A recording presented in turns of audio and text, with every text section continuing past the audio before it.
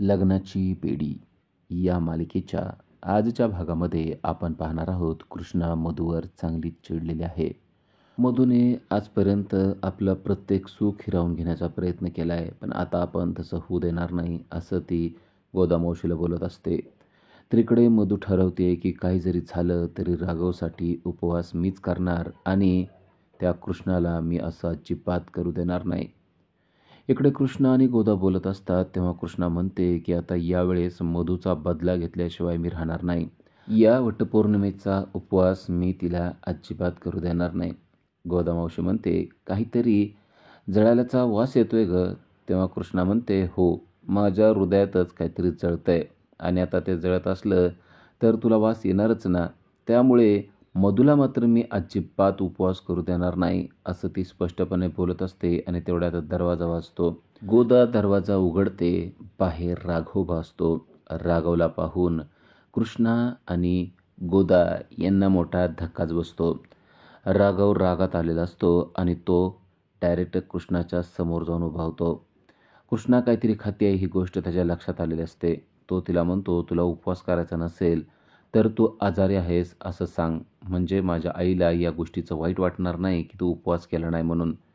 तेव्हा कृष्णा त्याला म्हणते की आपण अजिबात उपवास करणार नाही, ही गोष्ट आपण त्या दिवशीच सांगितलेली होती. पण आपण खोटा खोटा तर उपवास करू शकतो ना. त्याचबरोबर आपण खोटी खोटी पूजा देखील करू शकतो असं ती राघवला सांगते. राघव या गोष्टीवर खुश झालेला आहे की कृष्णा पूजा करण्यासाठी तयार झालेले आहे. तो तिच्या एकदम जवळ जातो आणि म्हणतो की कसं काय तयार झालीस तू, सांग, आईसाठी की माझ्यासाठी. तेवढ्यात गोदा येते यांनी यांचा हा विषय तसाच अर्धवट राहतो. राघव कृष्णाच्या अगदी जवळ असतो. तिच्या हनवटीला त्याने धरलेलं असतं. पण गोदा आल्यामुळे तो हनवटीला सोडून देतो आणि म्हणतो, तू जे काही माझ्यासाठी करतेस ना ते मला खूप आवडलेलं आहे. तू आईसाठी करतेस असो, पण या गोष्टीमुळे मला देखील फायदा होतोय. तू माझ्याशी लग्न केलं पाहिजेस असं मला वाटतंय. पण कृष्णा मात्र त्याच्या कोणत्याही प्रश्नाचं उत्तर देत नाही. त्यानंतर इकडं हॉलमध्ये रुक्मिणी आणि ऋतुजा बसलेल्या असतात आणि त्यांच्याजवळच रेश्मा देखील बसलेली असते. रुक्मिणी म्हणते, आज आपल्या सर्वांना उपवास करायचा आहे आणि हे व्रत सर्वांनी अगदी व्यवस्थित पार पाडायचं आहे. पण रेश्मा मात्र या गोष्टीसाठी अजिबात तयार नाही आहे. आपण ऋषभसाठी कसलाच उपवास करणार नाही असं तिनं स्पष्टपणे रुक्मिणीला सांगून टाकलं आहे. त्यावर रुक्मिणी चिडते आणि म्हणते, हा काय नुसता उपवास नाही आहे, हे व्रत आहे आणि सवासनीनं हे व्रत करणं गरजेचं आहे. जेव्हा आपण लग्न करतो तेव्हाच या गोष्टीचा वसा आपण घेतलेला असतो आणि तो वसा आता आपण असा अर्धवट टाकून देऊ शकत नाही.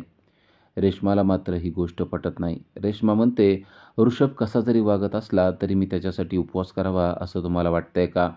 रुक्मिणी म्हणते की तुला उपवास करावाच लागणार आहे, नसेल तर तुला या घरातून निघून जावं लागेल. तेवढ्यात ऋषभ येतो आणि म्हणतो की रेश्मा कोठेही जाणार नाही. ऋषभ तिची बाजू का घेतोय यामुळे आता रुक्मिणीलाच मोठा वैताग येतो आणि ती म्हणते, तुमचं काय चाललंय ना ते तुमची तुम्हालाच कळो. आणि तो रेश्माच्या समोर उभा आहे. रेश्माला तो म्हणतोय, रेश्मा, तुला जर वाटत असेल की हा उपवास नाही करायचा तर अजिबात करू नको. रेश्माला देखील मोठा धक्का बसलाय, कारण स्वतः ऋषभच सांगतोय की हा उपवास नाही केला तर चालेल. पण त्यावर तो म्हणतोय की हा उपवास मी स्वतः तुझ्यासाठी करणार आहे. तेव्हा परत एकदा रुक्मिणी चिडते आणि म्हणते, हा उपवास फक्त सवासनीने करायचा असतो. ऋषभ म्हणतो, असं काही नाही आहे.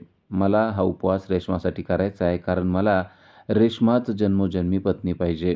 तेव्हा जवळच बसलेली कृष्णा एकदम खुश होते आणि म्हणते, भावड्या, सॉलिड भारी काम केलंस रे तू. आपल्याला ना तुझी ही गोष्ट खूप आवडली. पुरुषांनी का उपवास करू नये? बरोबर, तुला उपवास करायचा आहे ना तर तू उपवास केलाच पाहिजे.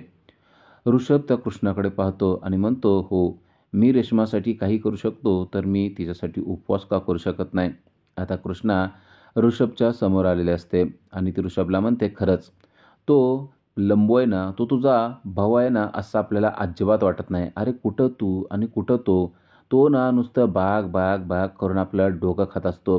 सारखं हे करू नको ते करू म्हणत असतो. आणि तू बघ, आपण साधं हॉलमध्ये असं बसलो ना तरी देखील त्याला असं वाटतं आपण असं हॉलमध्ये निवांत बसायचं नाही, त्याच्यासारखं असं आकडून बसायचं. खरं तर पाठीमागून राघव आलेला असतो आणि राघवची चाललेली ॲक्टिंग त्याने पाहिलेली असते. आपल्या मागून राघव आलाय आणि आपण काय करतोय हे तो पाहतोय. या गोष्टीमुळे कृष्णा भीते आणि ऋषभच्या पाठीमागं जाऊन उभारते आणि त्याला म्हणते, "अरे भावड्या, आपल्याला सांगायचं ना, लंबूजी आपल्या पाठीमागंच आहे. आपण त्याच्याविषयी किती काय काय बोललो." राघव मात्र कृष्णाकडे रागाने पाहत असतो. राघवला कळलेलं असतं की कृष्णा कशाप्रकारे त्याची नक्कल करत आहे आणि कृष्णा पुरतीच त्याला घाबरून गेलेली असते, कारण तिने ऋषभजवळ त्याच्याविषयी खूप काही काही बोललेलं असतं. राघव मात्र तिला काहीच बोलत नाही. राघव म्हणतो, "तुला जे वाटतंय ना, जसं वाटतंय त्या पद्धतीने वाग. फक्त आज तू काय करणार आहेस ना, त्याचा विचार कर." ऋषभला कृष्णाने केलेली मदत आठवत असते, कारण कृष्णानेच ऋषभला हा सल्ला दिलेला असतो. कृष्णानेच ऋषभला सांगितलेलं असतं की तुला जर का रेश्मावरील प्रेम व्यक्त करायचं असेल तर तू एक काम करू शकतो. वटपौर्णिमेचं व्रत तू तिच्यासाठी कर. ऋषभ म्हणतो, "पण ही गोष्ट तिला आवडेल का?" तेव्हा कृष्णाने सांगितलेलं असतं की अरे कोणाला आवडणार नाही. पुरुषांनी उपवास केलेला बायकांना देखील आवडतो आणि तो उपवास तर तू तिच्यासाठी करतोयस ना, मग तिला देखील असं वाटेलच की ऋषभच्या मनामध्ये माझ्याविषयी खूप प्रेम आहे. 7 जन्म हाच पती मिळावा असं तिला देखील वाटू शकतं. ऋषभ मनात विचार करतो की हे काम खरं तर सिंधू माझ्यासाठी करायची, तेच काम आता कृष्णा माझ्यासाठी करत आहे. ऋषभ मनोमनी कृष्णाचे आभार मानत असतो, कारण तिने त्याला अतिशय योग्य अशी युक्ती सांगितलेली असते आणि त्यामुळं रेश्मा देखील ऋषभशी व्यवस्थित बोलत असते. आता रेश्मा कृष्णाला म्हणत असते की कृष्णा लवकर चल, आपल्याला आवरायचं आहे आणि आता वटपौर्णिमेच्या पूजेला जायचं आहे.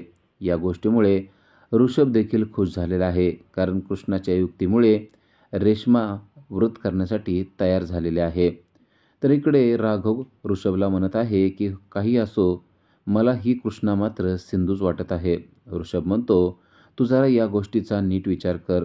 तुझ्याकडं जर काही पुरावे असतील तरच तू ही गोष्ट बोल, अन्यथा असं बोलणं मला चुकीचं वाटतंय." तेव्हा ऋषभला राघव म्हणतो की मला मात्र फिक्स माहिती आहे की ही सिंधूच आहे, फक्त हे असं का वागते ते मला कळत नाही. तर इकडे गोदा मावशी जेवणाचं ताट घेऊन आलेले असते आणि गोदा मावशीला कृष्णा म्हणते, "हे ताट कोणासाठी आणलंय?" गोदा म्हणते, "अगं, या घरात काय फक्त एकटी तूच आहेस का? मी नाही आहे का? मी हे ताट मला जेवण्यासाठी आणलेलं आहे." त्या दोघी बोलत असतात आणि तेवढ्यात मधू तिथे आलेले असते. पण कृष्णा आणि गोदा यांना माहीत नसतं की मधू आलेले असते आणि नेमका मधूचाच विषय चालू असतो आणि तेवढ्यात दरवाजा उघडून मधू विचारते की "काय बोलताय तुम्ही? माझं नाव आता तुम्ही कशासाठी घेतलं?" तेव्हा विषय टाळण्याचा प्रयत्न कृष्णा करते, पण मधू मात्र विषय अजिबात टाळू देत नाही. तेव्हा कृष्णा म्हणते की "हो, मी तुझंच नाव घेतलं होतं, कारण तू माझ्यासाठी जेवणाचं ताट घेऊन येशील म्हणून." आणि मधूच्या हातामध्ये जेवणाचं ताटच असतं. मधूला काही जरी झालं तरी कृष्णाला जेवू घालायचं असतं आणि कृष्णाचा उपवास मोडायचा असतो. गोदाला ही गोष्ट समजलेली असते. आता मधू कृष्णाच्या समोरच उभी असते आणि "आज मी तुझ्यासाठी स्पेशल ताट घेऊन आलेले आहे. स्वीटसुद्धा आणलेलं आहे. मी तुझ्यासाठी काजू कतली आणलेली आहे. ती थोडी खा," असं म्हणून तिला ती भरवण्याचा प्रयत्न करत असते. तेवढ्यात गोदानं मोठी आयडिया केलेली असते. गोदा म्हणते की "काजू कतली आहे ना? अगं, हिला काजूची खूपच ॲलर्जी आहे. तू अजिबात तिला काजू कतली खाऊ घालू नको, नाहीतर तिला खूप त्रास होणार आहे." असं म्हणून मधूने आणलेली काजू कतली ती तिला अजिबात भरवू देत नाही. "थांब, हिला मीच घास भरवते," असं म्हणून आता गोदानेच कृष्णाला घास भरवायला सुरुवात केलेली आहे.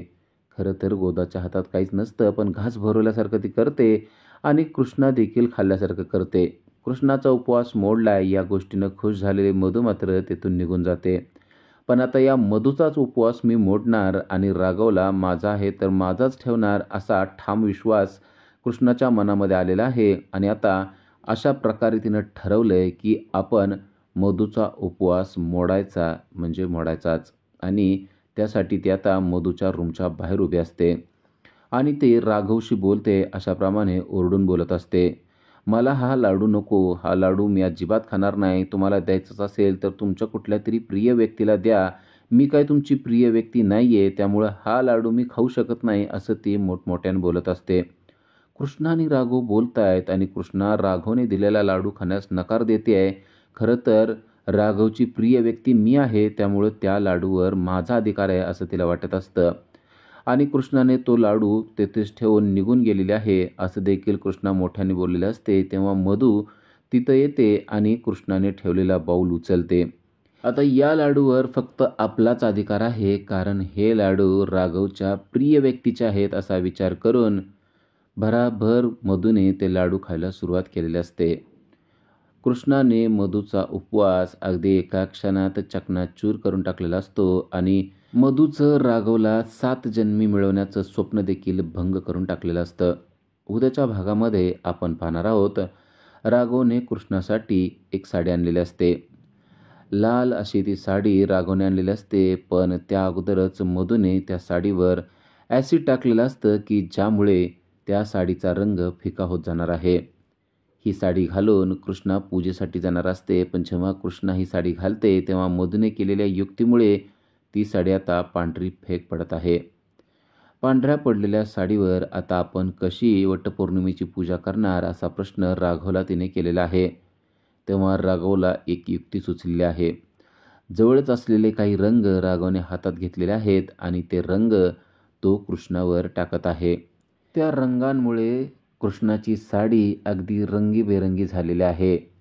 पांढरी साडी रंगीबेरंगी झाल्यामुळे कृष्णा आता वटपौर्णिमेची पूजा त्या साडीवर करू शकते आणि मग कृष्णा वडाला गेलेली आणि राघवसाठी पूजा केलेली आपल्याला पाहायला मिळते. अशाच अपडेटसाठी आजच आमच्या चॅनलला सबस्क्राईब करा. थँक्यू.